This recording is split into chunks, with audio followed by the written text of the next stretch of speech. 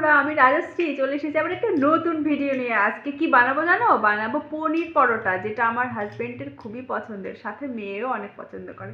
তো চলো আজকে পনির পরোটাটা তোমাদের সঙ্গে রেসিপিটা শেয়ার করি। তো চলো চলতে হে। সর্বপ্রথমে দেখো, পেঁয়াজ কুচি, রসুন কুচি, আদা কুচি, কাঁচা লঙ্কা কুচি আর ধনেপাতা কুচি কুচিয়ে নিলাম। তারপরে পনিরটাকে গ্রেট করে, মানে গ্রেটার দিয়ে গ্রেট করে নিলাম। চাইলে তোমরা হাত দিয়ে ভেঙে নিতেও পারো।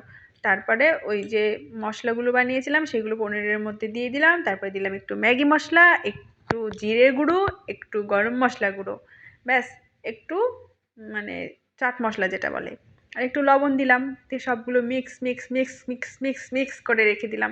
আর যেহেতু অনেক খিদে পেয়েছে সেই জন্য তাড়াতাড়ি করে ময়দার ডোটা বানানোর জন্য একটু একটা পাত্রের মধ্যে লবণ দিলাম, চিনি দিলাম, একটু সাদা তেল দিলাম ময়ানের জন্য। আর যে তাড়াতাড়ি গুলতে হবে, ওই যে বলেছিলাম খিদে পেয়েছে, ওগুলো জল দিয়ে তাড়াতাড়ি করে গুলিয়ে নিলাম। তারপরে দিয়ে দিলাম ময়দা। ময়দা মানে এটা গমের, মানে গমের আটা, যেটা সাদা ময়দা না কিন্তু গমের আটা, ওইটাকে পুরো মাখিয়ে নিলাম হাত দিয়ে। তারপরে দেখো হাত দিয়ে একটু দলা করলে দলা হয়ে যাবে, সেরকম হলে ভাববে যে রেডি হয়ে গেছে। তারপরে জল দিয়ে গুলিয়ে ডো বানিয়ে নিলাম। আর এইদিকে একটু করে লেচি কেটে নিচ্ছি, ওর মধ্যে পুরটা দিয়ে ব্যাস পরোটার আকারে ব্যাস বানিয়ে নাও।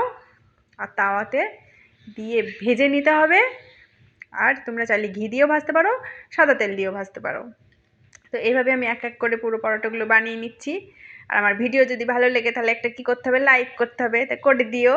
আর পরোটাগুলো সব আমি আস্তে আস্তে বানিয়ে নিচ্ছি। তো তো আজকে আমি টক দই দিয়ে চাটনিটা পরিবেশন করব। তোমরা চাইলে আচার দিয়েও খেতে পারো, এই পরোটা আচার দিয়েও খেতে খুব ভালো লাগে। তো আমরা আজকে টক দই দিয়ে খাচ্ছি।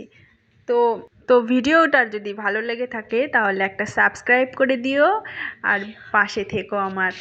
তা আজকের মতো এই পর্যন্ত। সবাই সুস্থ থাকো, ভালো থাকো, টাটা।